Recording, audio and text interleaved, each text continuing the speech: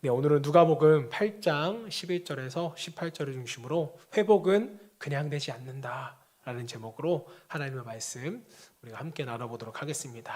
자, 2000년대 초반과 2020년대 아이들의 차이가 있다면 여러분 뭘까요?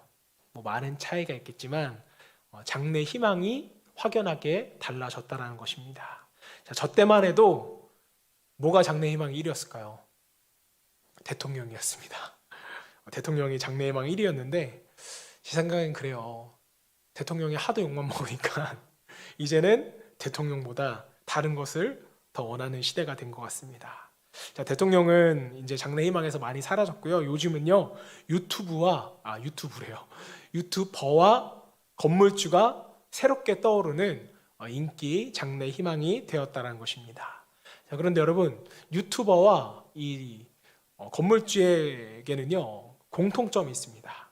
그게 뭐냐면 둘 다 쉽게 돈을 번다는 것이죠. 자, 물론 유명 유튜버가 되기까지 또 건물주가 되기까지 많은 노력이 있었겠지만 아이들은 이 과정을 생각하고 비교적 쉽게 일하면서 많은 돈을 벌 수 있는 직업으로 이 두 직업을 뽑은 것 같습니다. 자, 보통 유튜버라고 불리우는 크리에이터는요 일종의 연예인입니다. 자기가 하고 싶은 것을 하면서 또 잘하는 것을 하면서 일상을 공유함으로써 돈을 버는 직업이죠. 많게는 한 달에 몇 억씩도 버는 사람도 있다고 합니다. 자, 이 직업은요 조회수가 곧 돈이기 때문에 굉장히 영상을 자극적으로 만든다는 폐해도 일어나고 있는데요. 자, 아무튼 유튜브로 많은 돈을 버는 사람도 있습니다. 자, 그리고 건물주도 임대 사업으로 이제 돈을 버는 분들이죠. 건물만 있으면 돈이 들어오니까 자기 시간도 많아서 아이들이 건물주를 자신들의 장래 희망으로 뽑는 것 같습니다. 자, 오죽하면 조물주 위에 건물주다라는 말이 나오겠어요. 자, 물론 요즘은 각종 세금과 정책 때문에 이마저도 힘들다고 합니다. 그래도 건물주가 되고 싶죠. 자, 그래서 지금 이 시대의 정신을 유심히 살펴보면요 다들 쉽게 고생하지 않고 거저 얻으려는 사회적 기류가 많이 있는 것 같습니다. 우리 청년들을 보면 어떤 직장을 원해요? 적게 일하고 돈을 많이 주는 그러한 직장을 원한다는 것이죠. 자, 그런데 그런 직장이 있나요? 있으면 저를 소개시켜 주세요. 없죠.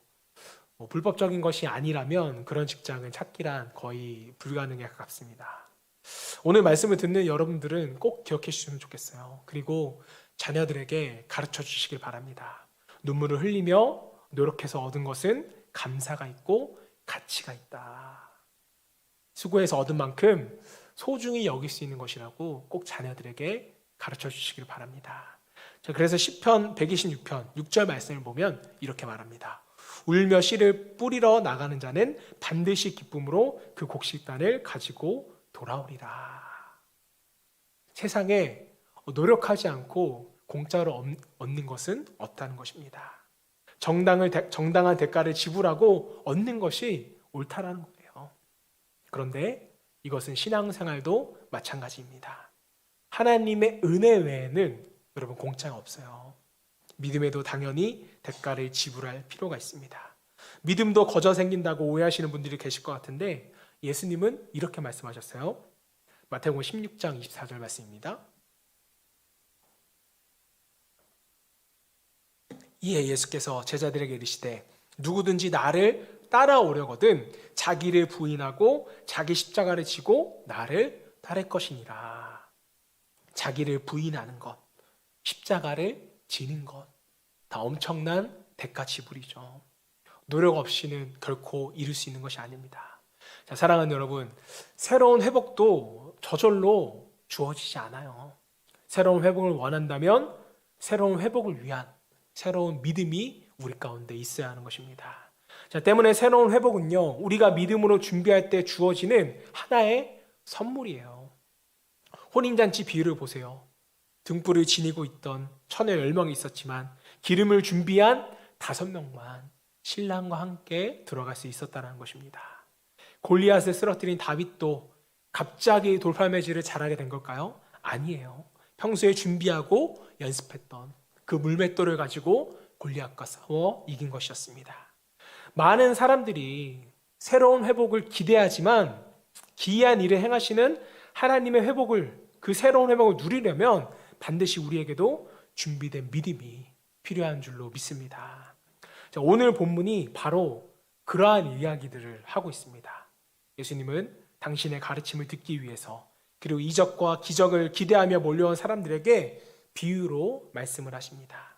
자, 그런데 그 비유를 이해할 수 없어서 제자들이 비유의 뜻을 묻자 예수님은 친히 이 비유에 대해서 풀이를 해주십니다. 본문 11절부터 이제 18절까지가 8장 전반부에 나오는 이 네 가지 비유에 대한 예수님의 풀이입니다. 이 비유에 대한 배경을 좀 말씀을 드리면, 우리나라 경우 같은 상황을 보면 이 농작물을 재배할 때 모판에다가 정확히 줄을 대서 모를 심잖아요. 자, 그러나 2000년 당시 예수님은요, 이스라엘은요, 한국처럼 좋은 밭은 별로 없었고 또 농경 기술이 발달한 것이 아니었기 때문에 계단 형식으로 마구잡이로 작물을 재배하는 곳이 많았습니다. 씨를 심는 게 아니라 씨를 뿌렸기 때문에 씨를 뿌리는 정확도가 매우 달랐다는 것이죠. 자, 그래서 예수님의 말씀처럼 덜어는 길가, 바위, 가시떨기 속에 떨어져서 열매를 맺지 못하는 경우도 있지만 좋은 땅에 뿌려지는 씨는 결국 많은 열매를 맺는다는 예수님의 비유인 것입니다. 자, 똑같이 씨를 뿌리지만 어디에 떨어지냐에 따라서 결실은 달라진다는 것이죠. 이렇게 신앙생활도 마찬가지입니다. 똑같이 교회를 다녀도 말씀을 듣고 새로운 회복을 누리는 사람이 있는가 반면 그저 교회만 다니는 사람 혹은 실족해서 교회를 떠나는 사람도 있다는 것입니다.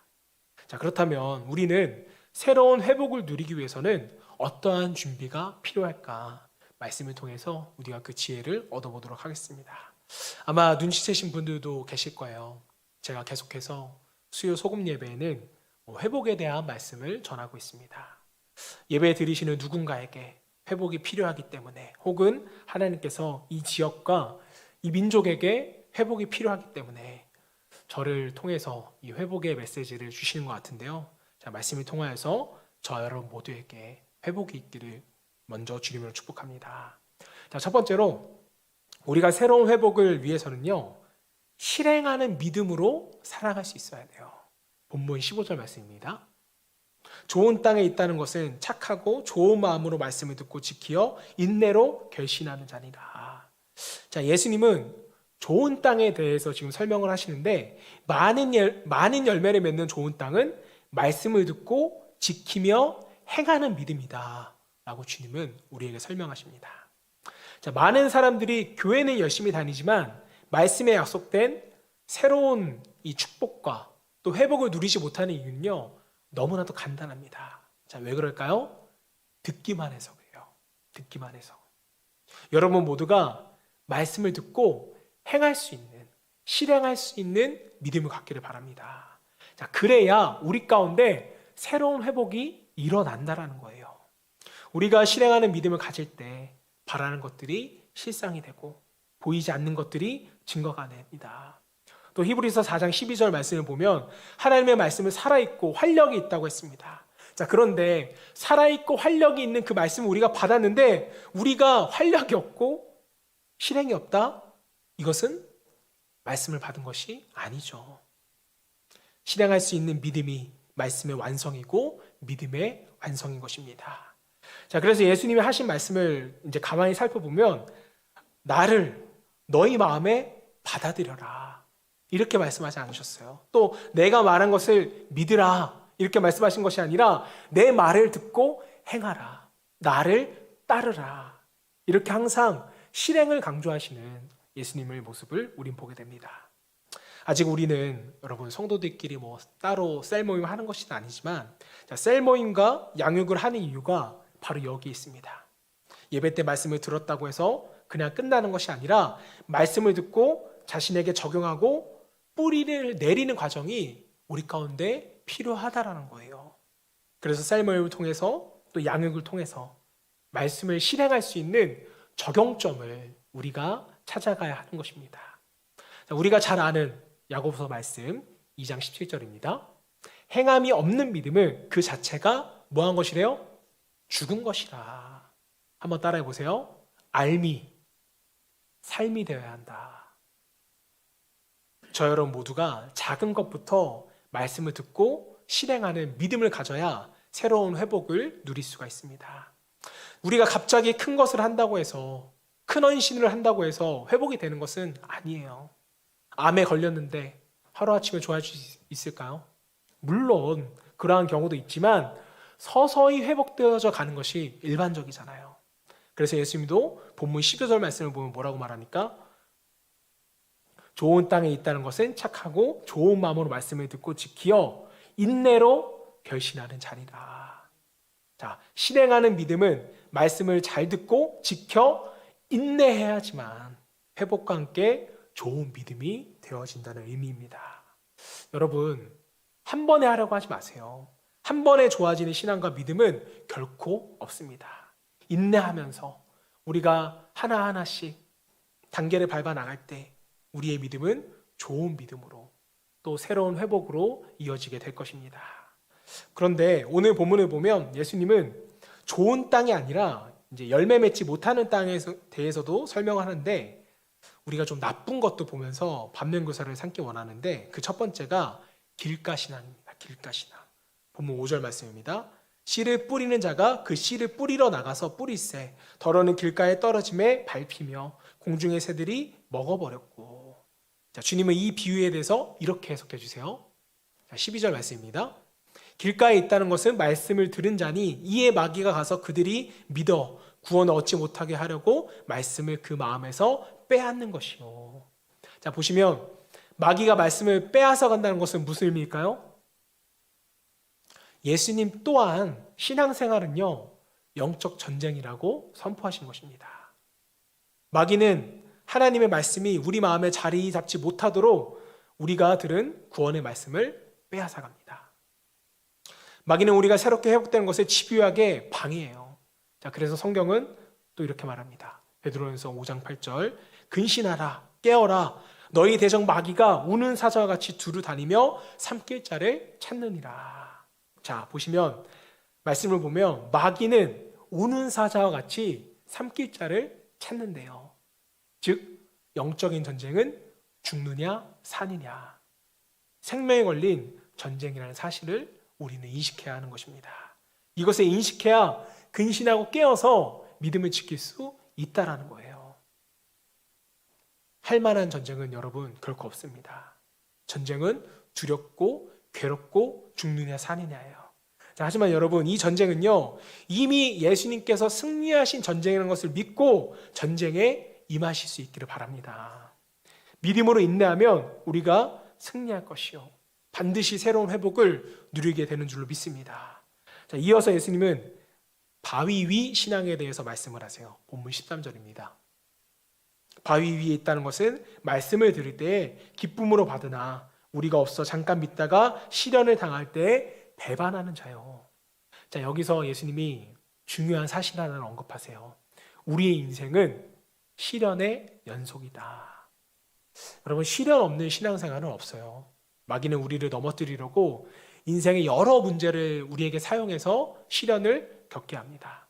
사업 실패, 취업 실패, 인간관계 실패, 결혼 실패. 그리스도인이라고 이러한 시련이 안 올까요? 오죠. 그리스도인도 실패하고 시련이 오면 낙심합니다. 자, 하지만 그리스도인들도 낙심하지만 오래 낙심해서는 안 된다는 거예요. 그리스도인들은 시련을 이기고 극복하는 시련을 디딤돌로 삼아야지 절대로 걸림돌이 되어서 쓰러지면 안 되는 줄로 믿습니다. 저의 상담학 지도 교수님께서 항상 하시는 말씀이에요. 시련을 걸림돌이 아니라 디딤돌로 삼아라. 우리 주님도 저는 똑같은 마음이라고 믿습니다. 시련을 딛고 일어나시기를 바랍니다. 자, 이어서 가시떨기 신앙에 대해서도 예수님은 설명하세요. 14절 말씀. 가시떨기에 떨어졌다는 것은 말씀을 들은 자이나 지내는 중 이생의 염려와 재물과 향락의 기운이 막혀 온전히 결실하지 못하는 자요. 자, 가시는 이생의 염려와 재물과 향락을 의미합니다. 오직 주님만을 바라보고 주님과 함께 동행해야 할 성도들이 세상 염려 또는 재물과 향락 때문에 자신의 믿음을 팔아 넘긴다라는 거예요. 여러분, 믿음을 판다는 것을 여러분 거창하게 생각하지 마세요. 자, 보시면 염려하는 것이 믿음을 파는 것과 같다고 말합니다. 자, 왜 그럴까요? 염려는 주님을 믿지 못하겠다는 불신앙이거든요. 염려는 주님께서 하시 못한다는 의심입니다. 자, 때문에 우리는 염려의 시간에 뭘 해야 될까요? 기도해야죠. 범사에 감사하는 기도로 염려를 이기고 승리하시길 바랍니다. 잠시 사는 이 세상의 재물과 향락에 우리의 영혼을 결코 넘겨서는 안 된다라는 거예요. 자, 다시 예수님이 강조하시는 좋은 땅으로 넘어가면 예수님은 착하고 좋은 마음에 대해서 우리에게 말씀하셨습니다. 15절 말씀, 좋은 땅에 있다는 것은 착하고 좋은 마음으로 말씀을 듣고 지키어. 보시면 좋은 땅에 있다는 것은요, 착하고 좋은 마음을 갖고 실행하는 믿음으로 사는 것입니다. 그래서 성경은 뭐라고 말합니까? 무릇 지킬 만한 것 중에 내 마음을 지키라, 이렇게 강조를 합니다. 자, 성경을 보면 이 마음에 대해서 굉장히 강조하는 것을 우리는 보는데, 자, 마음은 히브리어로 레브라고 합니다. 헬라어로 칼디아라고 하는데 이 두 가지 의미는 동일해요. 이스라엘 백성들은 이 마음, 레브를 굉장히 특별하게 여겼습니다. 자, 사람의 영혼이 머무는 곳이고 생각이라는 것도 뇌가 하는 것이 아니라 이 레브라는 것이 한다고 생각을 했습니다. 자, 우리 한국적인 원리로 따지면 마음과 생각이 가장 멀다고 하잖아요. 자, 그래서 마음 따로 생각이 따로면 결코 행할 수가 없는데, 자, 그런데 우리 주님은요, 히브리적 사고로 너희 마음과 생각이 일치되었으면 행하라는 거예요. 너희 마음과 생각이 일치됐으면 실행을 하라는 것입니다. 좋은 마음은 하나님의 말씀을 듣고 실행하는 마음인 거예요. 우리도 얼마든지 지금 당장 좋은 밭이 될 수도 있다는 것입니다. 자, 하나님의 말씀을 듣고 실행하는 것, 이것이 바로 새로운 회복을 누리는 영적인 지혜입니다. 좋은 씨가 좋은 밭을 만나야 많은 열매를 맺듯이 좋은 말씀이 좋은 마음과 만나야 여러분 회복의 열매를 맺게 됩니다. 좋은 밭이 되도록 말씀과 기도로 우리의 마음과 생각을 새롭게 할 수 있는 여러분 되시기를 주님을 축복합니다. 자, 야고보서 1장 22절 말씀. 너희는 말씀을 행하는 자가 되고 듣기만 하여 자신을 속이는 자가 되지 말라. 말씀을 듣고도 행하지 않는 사람은 어떤 사람이래요? 자신을 속이는 가증한 사람이라는 거예요. 혹시 하나님이 말씀으로 주시는 음성들이 있다면 믿음으로 실천해 보시기를 바랍니다. 작은 것일지라도 실행하면 새로운 회복이 저와 여러분 삶 가운데 일어나는 동시에 더 큰 실행으로 순종으로 나아가게 될 줄로 믿습니다. 자, 한 발 더 나아가서 저절로 이루어지지 않는 회복, 우리는 이를 위해 어떻게 해야 될까? 자, 두 번째로 수용적인 믿음으로 우리가 반응할 수 있어야 돼요. 18절 말씀 보겠습니다. 그러므로 너희가 어떻게 들을까? 스스로 삼가라. 누구든지 있는 자는 받겠고 없는 자는 그 있는 줄로 아는 것까지도 빼앗기리라 하시니라. 자, 18절 앞구절 어떻게 들을까? 스스로 삼가라 라는 이 말의 의미는요, 주의 깊게 들어라, 이 뜻이에요. 다시 말해서 수용적인 믿음, 순종하는 마음으로 들으라는 예수님의 명령인 것입니다. 자, 똑같은 말씀일지라도 우리가 어떤 마음과 어떤 태도로 듣느냐가 여러분 너무나도 중요합니다. 저희 아내를 보니까 언제 집중을 하냐면요, 물론 제가 하는 말도 잘 집중하시지만 다른 사람의 말을 더 집중하는 것을 제가 본 적이 있습니다. 그 모습을 보면서 제가 좀 섭섭했는데요. 그분의 이름은 바로 코알라 원장님입니다. 네, 누군지 눈치채셨나요? 네, 아이들을 데리고 가는 원장님, 그 이름이 코알라 원장님이세요. 이름을 안 쓰시더라고요. 코알라 원장님, 기린 원장님인가요? 토끼 원장님인가? 토끼 원장님이래요. 자, 아이들을 데리고 병원 가면 그렇게 저희 아내가 선생님 말씀에 초집중해서 듣더라고요. 자, 왜 그럴까요? 의사의 처방은 곧 아이들의 건강과 생명과 연결되기 때문이죠. 자, 그래서 잔뜩 긴장하면서도 하나도 놓치지 않으려고 집중하고 또 잘 모르면 다시 물어봐 가면서 의사의 처방대로 하려고 굉장히 우리는 노력을 합니다. 즉, 의사의 말을 수용하고 그 처방에 순종하는 것이 가장 빨리 낫는 방법이라는 것이죠. 마찬가지로 우리가 영적으로 새로운 회복을 경험하려면 하나님의 말씀을 수용하고 나에게 적응하려는 그러한 영적인 수용력이 우리에게 있어야 하는 것입니다. 의사의 말은 잘 받아들이고 따르는데 영적인 병을 고치시는 예수님의 말씀을 따르지 않는다? 자, 그렇다면 우리에게 회복은 일어날 수 없습니다. 데살로니가전서 2장 13절 말씀. 하나님의 말씀을 받을 때 사람의 말로 받지 아니하고 하나님의 말씀으로 받음이니 진실로 그러하도다. 이 말씀이 또한 너희 믿는 자 가운데서 역사하느니라. 자, 보시면 말씀을 하나님의 말씀으로 수용하면 역사가 일어난다고 성경은 우리에게 증거합니다. 자, 그래서 우리에게는요, 아멘이 중요해요. 아멘은 하나님의 말씀을 믿음으로 수용하는 그러한 믿음의 표현입니다. 자, 그래서 습관적으로 아멘하고 말씀을 수용할 필요가 있다고 저는 생각을 합니다. 자, 물론 강제로 아멘하라고 독촉하시는 그러한 분들도 계시지만 여러분이 믿음으로 수용하고 아멘할 때 하나님의 말씀이 나의 말씀이 되고 하나님의 말씀이 우리 가운데 역사하게 되는 것입니다. 이렇게 수용하는 믿음으로 받은 말씀은 내 삶이 되고 내 존재가 되고 내 미래가 되는 것이죠.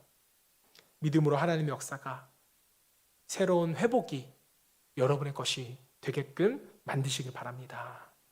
자, 예수님의 말씀을 내 것으로 수용하면 새로운 회복이 시작되지만 반대로 받아들이지 못해서 심판을 받은 이들도 있습니다. 바로 바리새인들과 율법 교사인데요. 자, 이들은 예수님의 말씀을 그 예수님의 모든 그 실행을 자신들의 기득권을 무너뜨리는 그러한 것들로 인식을 했습니다. 그러니까 예수님이 무슨 말씀을 하든 나쁜 마음으로 말씀을 받아들이고 비판을 합니다.